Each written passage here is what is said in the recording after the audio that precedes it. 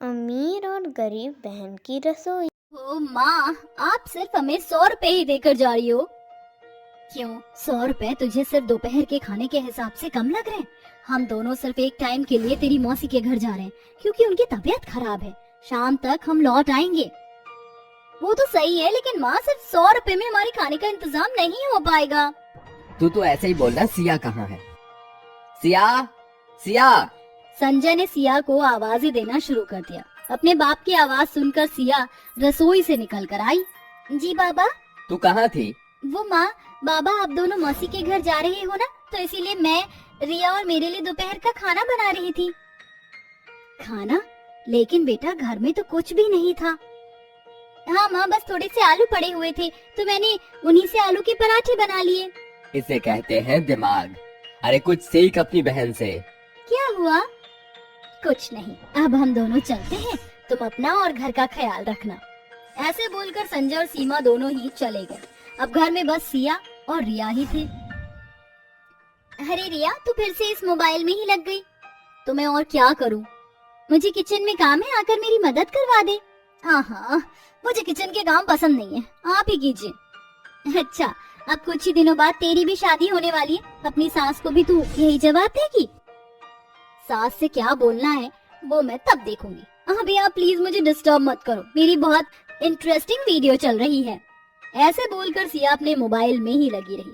सिया और रिया वैसे तो दोनों बहनें थी, लेकिन दोनों ही बहनों के व्यवहार में जमीन और आसमान का अंतर था। जहाँ सिया कम चीज में ही बहुत सोच समझ कर अपना गुजारा कर लेती थी, वहीं रिया को अगर पूरे राशन का कट्टा भी दे दो तो उससे तब भी कुछ करना नहीं आता था। ऐसे ही देखते देखते दिन बीत गए और अब दोनों ही बहनों की शादी हो चुकी थी। नसीब से रिया को एक अमीर घराने का ससुराल मिला था, जहाँ पर किसी भी चीज की कोई कमी नहीं थी। और सिया की शादी बस एक गरीब परिवार में ही हो गई थी, लेकिन सिया को इस सब की परवाह ही नहीं थी। वो अपने गरीब ससुराल में भी बहुत खुश थी और आज दोनों ही बहनों की ससुराल में पहली रसोई थी। बहू देख, मैं कोई अमीर सास तो हूँ नहीं जो तेरी पहली रसोई के लिए भर भर कर राशन मंगवा पाती। मैंने तेरे लिए थोड़ा सा दूध, चावल और आलू मंगवा दिए। अब इनसे जो तुझे समझ आए वही बना देना। अपनी सास की बात सुनकर सिया मुस्कुराती हुई अपनी पहली रसोई की रस्म करने चली गई। आज तो सोच रही थी कि सिया उन सब चीजों से सिर्फ चावल की खीर और आलू की सब्जी ही बनाएगी, लेकिन सिया के मन में कुछ और ही चल रहा था। उसने दूध से बर्फी बना दी और चावल और आलू को एक साथ पकाकर उनके बड़े ही स्वादिष्ट पीले चावल बना दिए। वो स्वाद में इतने लाजवाब थे कि उन्हें खाते ही सभी ने सिया की तारीफों के पुल बांध दिए। वाह सिया, आज का पीला भोजन तो मेरी जिंदगी का सबसे ज्यादा स्वादिष्ट भोजन था। खाकर मजा आ गया। और ये बर्फी भी लाजवाब बनी है, बिल्कुल हलवाई जैसी। बहू, मुझे नहीं पता था कि इस इतने कम सामान को तू किस तरह से इस्तेमाल करेगी। सच में आज ही के दिन मैं तो तेरी फैन हो गई। एक तरफ सिया की ससुराल में ये सब चल रहा था, तो वहीं दूसरी तरफ, अरे बहू, आज तेरी पहली रसोई है, मैंने सारा जरूरत का सामान तेरे लिए मंगवा कर रख दिया है। जी सासू माँ। अपनी सास की बात सुनकर रिया भी रसोई में आ गई, जहाँ पर एक कट्टा भरकर राशन ही राशन रखा हुआ था। देखूं तो जरा क्या क्या है। रिया ने राशन को चेक करना शुरू किया। उसमें 2-3 तरह के फल, दूध, चावल, आटा, दाल, सब्जियां और भी वगैरह वगैरह चीजें थी। सारे सामान को देखकर रिया बोली, अरे नहीं, मैं तो आज पिज्जा बनाने वाली थी, लेकिन इसमें तो पिज्जा बेस और चीज ही नहीं है। अब मैं क्या करूं? चलो मीठे से शुरुआत करती हूँ। मैं मीठे में कस्टर्ड बनाऊंगी। रिया ने कस्टर्ड बनाने के लिए सामान में हाथ चलाया और बोली, अरे नहीं, इसमें तो कस्टर्ड पाउडर और मेरा फेवरेट एप्पल भी नहीं है। हाँ, मैं क्या बनाऊं? रिया ने इतने सारे सामान के बावजूद भी वो कुछ नहीं बना पा रही थी। चलो कोई इजी और टेस्टी रेसिपी यूट्यूब से ही देख लेती हूँ। रिया ने बहुत देर यूट्यूब पर रेसिपीज को स्क्रॉल किया, लेकिन उसे कुछ भी समझ नहीं आया। ये लोग कुछ ना कुछ ऐसा डाल ही देते हैं जो मेरे पास नहीं है। अब मैं क्या बनाऊं? रिया परेशान थी कि आखिर वो अपनी पहली रसोई में सभी को क्या बनाकर खिलाए। मुझे लगता है कि अब मुझे अपने ही दिमाग से कोई रेसिपी बनानी होगी। चल रिया, काम पर लग जा। रिया ने अपने ही दिमाग से आलू की सब्जी बनाई जो जरा सी भी अच्छी नहीं बनी। उसने दूसरी तरफ गैस पर खीर पकने को रखी हुई थी जो भी पूरी की पूरी जल गई। अरे नहीं, मेरा तो एक भी पकवान सही नहीं बना। जो भी हो, मैं इतनी ज्यादा परेशान हुई हूँ तो अब सभी को यही खाना पड़ेगा। रिया ने सभी की प्लेट में अपनी अधपकी सब्जी और जली हुई खीर निकाल दी।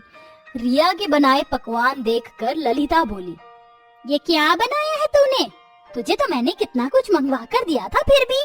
तुम्हें खाना बनाना आता नहीं है क्या? नहीं, वो बात नहीं है, बस जो मैं बनाने वाली थी उसके हिसाब से सामान कम था। रिया की बात सुनकर उसकी सास और बेटा चुप हो गए। ऐसे ही दिन बीतते रहे। सिया तो अपनी ससुराल में कम चीजों में भी बहुत ही अच्छे से गुजारा करती थी, लेकिन रिया को ढेरों चीजें मिलने के बाद भी वो बस शिकायत ही शिकायत में रहती थी। इसी तरह से सिलसिला जारी था कि एक दिन अभिषेक और ललिता को लेकर रिया अपनी बड़ी बहन सिया के घर आई। आइए आइए। नमस्ते दीदी। नमस्ते। सभी अंदर आकर बैठ गए और आपस में बात करने लगे और इसी तरह शाम हो गई। चल बहू, घर जाकर खाना भी तो बनाना है। नहीं, आप कहीं नहीं जा रहे हो। इस समय हम आपको अपने घर से भूखे पेट नहीं जाने देंगे। अरे पर प्लीज रुक जाइए। ललित जी वैसे भी आपके लिए खाने का सामान ही लेने गए हैं। सभी के इतना बोलने पर रिया का परिवार वहाँ रात के खाने के लिए ठहर गया। कुछ देर बाद ललित थोड़ी सी सब्जियां और दूध ले आया। ये लो सिया, अब इससे कुछ बढ़िया सा बना देना। मेरे पास सिर्फ इतने ही पैसे थे तो मैं बस यही लेकर आ गया। सिया ने खुशी से वो सब्जियां ले ली और उनसे बहुत ही स्वादिष्ट सब्जी, साथ में पूरियां और दूध से बड़ी ही स्वादिष्ट मिठाई बना दी। सभी सिया के बनाए खाने को खाकर बहुत ज्यादा खुश हो गए और उसकी तारीफ करने लगे। लेकिन रिया कुछ शांत शांत सी थी। जब सिया रसोई में गई तब रिया भी पीछे पीछे गई और बोली, दीदी जब जीजाजी आए थे तब मैंने देखा था वो कुछ खास सामान तो नहीं लाए थे, लेकिन फिर भी आपने इतना सब कैसे बना लिया? दिमाग लगाकर। मतलब मैं भी बहुत दिमाग लड़ाती हूँ लेकिन कुछ नहीं बना पाती। उसकी वजह है तुम हर चीज को बिल्कुल परफेक्शन से बनाना चाहती हो, जिसकी वजह से तुम कुछ नहीं बना पाती।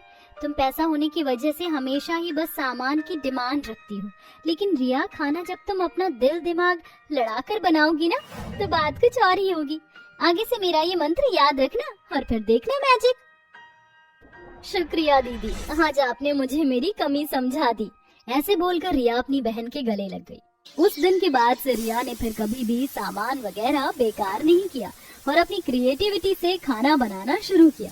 अब रिया का खाना भी उसकी ससुराल में पसंद आने लगा था और सभी बहुत ज्यादा खुश थे।